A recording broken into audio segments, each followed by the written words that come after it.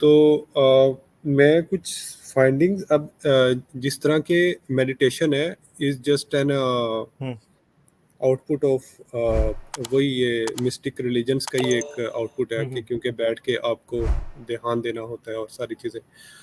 इसके कुछ medical effects मैंने देखे हैं जो कि दिमाग पे होते हैं। तो क्योंकि अभी डायरेक्टली मैं एक न्यूरोलॉजिस्ट के साथ काम कर रहा हूँ और एपिलेप्सी के जो डिसऑर्डर है जो न्यूरोलॉजिकल डिसऑर्डर्स है उनको हल करने के लिए मशीन लर्निंग एल्गोरिदम बना रहा हूँ। तो अच्छा उसमें मैं उनसे पूछ रहा था, वो बता रहे थे कि मेडिटेशन का इफेक्ट इतना होता है कि आपके ब्रेन में अगर कुछ एरियाज छोटे होते हैं वो बड़े हो जाते हैं, इस हद तक ये इफेक्टिव चीज़ है। तो इसके बारे में आप क्या कहना चाहेंगे कि हाउ क्या मतलब क्या इसके बारे में आपका थोड़ा ओपिनियन जानना चाहूंगा कि इसमें क्या क्या कहते हैं कि क्योंकि वो एपिलेप्सी में ब्रेन के कुछ एरियाज बड़े हो जाते हैं। हाँ जी हाँ जी मैं आफ्टर अब इस डूइंग बारे में कुछ खास कह नहीं सकता, मुझे तो नहीं पता कोई भी। एपिलेप्टिक सीजर के बाद ब्रेन के कुछ एरियाज बड़े हो जाते हैं। नहीं, नॉट जस्ट एपिलेप्टिक सीजर नहीं, मैं क्लैरिफाई कर दूं, मैं ये कह रहा हूँ कि क्योंकि हम इम्पैक्ट देख रहे हैं हम्म मेडिटेशन का क्या होता है एपिलेप्सी पे, लेकिन एक इम्पैक्ट जो काफी हद तक देखा गया पहले और रिसर्च किया गया इस पे, वो ये कि ब्रेन के एरियाज पे इफेक्ट होता है मेडिटेशन का। ठीक है, एपिलेप्सी पे हम स्टडी कर रहे हैं कि कितना इफेक्ट होता है, कैसे होता है, क्या उससे बीमारी ठीक हो जाती है या नहीं होती, ये अभी हमारी इस पे स्टडी चल रही है। बट ये कि ब्रेन के ऊपर इफेक्ट होता है, मेडिटेशन का अच्छा खासा इफेक्ट होता है। और अब इस बारे में मैं क्या कह सकता हूँ, मुझे नहीं पता कि क्या इफेक्ट होता है। एक बुक भी है सैम हैरिस की जिसमें कि वो अ गाइडेंस टू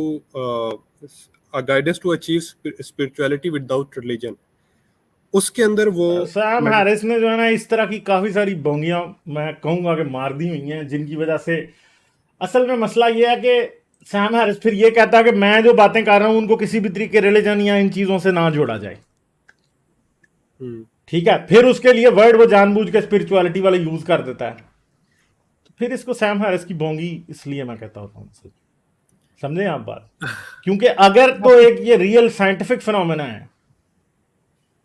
ठीक है, देखें बहुत सी बातें ऐसी हैं कि बहुत से ड्रग्स भी ऐसे होते हैं जिनको इंसान लेता है, मगर अगर उन्हें वो रिलीजियस ड्यूटी समझ के लेना शुरू कर दे तो वो उसे रिलीजियस की करामात समझने लग जाएगा। यस ठीक है, मगर अब प्रॉब्लम यह है कि वो ड्रग जो है वो तो उस ड्रग की फिजिकल और केमिकल प्रॉपर्टीज हैं जो आपको कोई फायदा दे रही हैं। अब एक चीज है कि अगर मेडिटेशन एक ऐसी चीज है कि उससे दिमाग के ऊपर कोई इफेक्ट आ रहा है, एक तो मैं आपको सिंपल बात बताऊं कि आप फिर ये भी देखिएगा कि जब इंसान एक नया म्यूजिकल इंस्ट्रूमेंट बनाना सीखना शुरू करता है तो उसकी दिमाग में चेंज आती है कि नहीं? अब बताएं, आती है कि नहीं आती? आती है आती है ना? बिल्कुल बिल्कुल आती है ना? इंसान ड्राइविंग सीखता है तो तब भी आती है। ठीक है, कोई ऐसी चीज नहीं है। तो फिर हम सिर्फ और सिर्फ, जहां तक मैं अपना जनरल एक साइंटिफिक जो है ना इंक्वायरी को या फिर साइंटिफिक स्केप्टिसिज्म को यूज करूं, फिर मैं ये कह सकता हूं कि फिर हम ये क्यों कह रहे हैं कि ये चीज सिर्फ और सिर्फ एक्सक्लूसिव है मेडिटेशन के लिए? नहीं, क्यों? मेडिटेशन में भी आप अपने दिमाग को ट्रेन करते हैं कि आपने ध्यान लगाना है एक चीज पे, आपने दिमाग को खाली करना है या किसी एक बात पे ध्यान लगाना है, उसका भी कोई ना कोई इफेक्ट दिमाग पे हो सकता है। मगर बात यह है कि कोई ये कहे कि ये हिंदुइज्म से आया है या बुद्धिज्म से आया है और ये गॉड ने बताया है, तो आई थिंक कि ये बात स्टूपिड होगी असल में क्योंकि हाँ जी हाँ, तो यहाँ पे अगर कोई बुद्धिज्म के जिसने स्टडी किया हो उसके बारे में, क्योंकि पॉइंट ये है कि बुद्धिज्म में वो खुदा का कॉन्सेप्ट ही नहीं है, तो है वो भी मिस्टिसिज्म, लेकिन उसका खुदा का कोई कॉन्सेप्ट मगर नहीं है। मैं इन सब के खिलाफ इसलिए हूं क्योंकि ये भी इंसान को डॉगमेटिज्म की तरफ लेके जाता। ठीक है, असल में फ्री थॉट के अंदर कुछ चीजें होती हैं जिसमें स्केप्टिसिज्म बहुत जरूरी है, फ्री इंक्वायरी बहुत जरूरी है। ठीक है, और इसके अलावा ट्रेडिशनल थिंकिंग को तोड़ना या जो अथॉरिटी है उसको तोड़ना। तो जब एक रिलीजन बुद्धिज्म जैसा भी अथॉरिटी बना ले या एक ट्रेडिशन बना ले कि तुमने ये चीज़ें इस तरह लकीर के फकीर बन के करनी है, फिर वो भी ठीक नहीं है। चाहे वो ये खुदा को मानता हो या ना मानता हो, खुदा को आप चाहे ना माने, डॉगमेटिक आप फिर भी हो सकते हैं। समझ रहे हैं बात मेरी? मैंने इसीलिए कहा है ना शुरू में कि मैं नहीं एग्री करता स्पिरिचुअलिज्म से, क्योंकि लोगों को वो डॉगमेटिक फिर भी होते हैं। स्पिरिचुअल लोग फिर भी डॉगमेटिक होते हैं। मैं आपको बताता हूं पाकिस्तान में क्या हुआ कि एक खातून थी, उसने कोर्स कराने शुरू कर दिए ये योगा के। हाँ हाँ वो आज से कोई 10 साल पहले 50-50 हज़ार रुपया ले रही थी लोगों से, ठीक है। और उसने पहले अपने आप को एथियस्ट शो किया, और फिर एथियस्ट के अंदर ही हमारे सामने ही कुछ लोग ऐसे थे जो मिस्टिक किस्म के थे, जो एस्ट्रोलॉजी में बिलीव कर रहे हैं इन चीज़ों पे, वो अपने आप को एथियस्ट कह रहे थे, वो योगा के चक्कर खुलवाने चले गए उसके पास, ठीक है जी। को 5-6 बंदे उसने घेर लिए, ठीक है। समझ गए आप। कुछ एथियस्ट भी थे जो उधर चले गए, अपने आप को एथियस्ट कहते थे, मगर अंदर से वो मिस्टिसिज्म और स्पिरिचुअलिज्म वाले थे। तो 50-50 हज़ार लूट लिया उसने सबसे, ठीक है। हम उनका मजाक उड़ाते थे, फिर वो तुमने 50-50 हज़ार की का चूना लगवा लिया जाके, ठीक है। तो अब आप बताएं, 50 हज़ार जब आपके खर्च हो जाएं फजूल में एक चीज जिसका कोई फायदा नहीं है, तो आप उससे कहेंगे वो चक्कर खुलवा रही थी उनके चक्कर, जी मैं आपके चक्कर खुलवा दूंगी, वो क्या होते हैं जो बिलीफ है ये हिंदुइज्म में और बुद्धिज्म में, वो भी तो एक बेवकूफ़ी वाली बात है, ठीक है।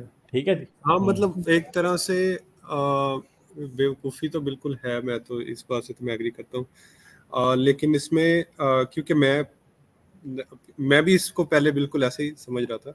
ये नहीं मैं कह रहा कि इस गुड, और मेरा इसमें कोई ओपिनियन नहीं है।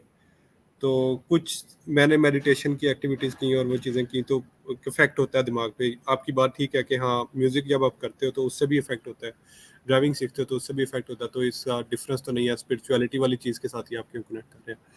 तो यस आई एग्री, सही कह रहे हैं। चले। आपने तो मेरी सारी उम्मीदों पे पानी फेर दिया गालिब भाई। मैं अभी वो किताब एक पढ़ने लगा था, शम्सुल मारूफ। अच्छा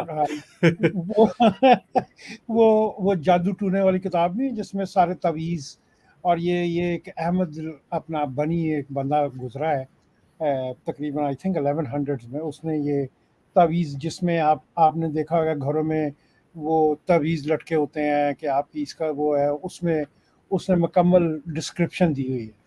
तो तो हाजी भाई मैं अभी 10वें सफ़े पे थे। मैंने तो पीरी फकीरी शुरू करनी थी, आपने सत्यानाश नहीं, कर दिया। मैं आपको पिंकी पीरनी की अल कादर यूनिवर्सिटी का स्कॉलरशिप दिलवा देता हूँ। मैं वहां पे टीचर लगने वाला हूँ ये किताब पढ़ के। चले ठीक है चलो जी, ठीक है, सिपाही ओके जी। मोहम्मद, ठीक है, हाँ, ओके, बहुत थैंक यू, शुक्रिया, फिर बहुत करेंगे शुक्रिया। बात, okay, bye bye. Doctor Wolf आए हैं, डॉक्टर वुल्फ से पूछते हैं क्योंकि कोई बात होगी जो इन्होंने करनी थी, इसीलिए आए हैं। अच्छा हेलो एवरीवन। हाँ जी, हेलो, क्या हाल है, कैसे हो?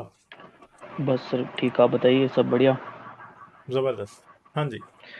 हाँ, एक छोटी सी बात करने आया था, चैट में भी किसी ने पूछा था और एक पहले भी वो एक भाई आए थे जो मेडिटेशन की बात कर रहे थे और ब्रेन साइज की बात कर रहे थे।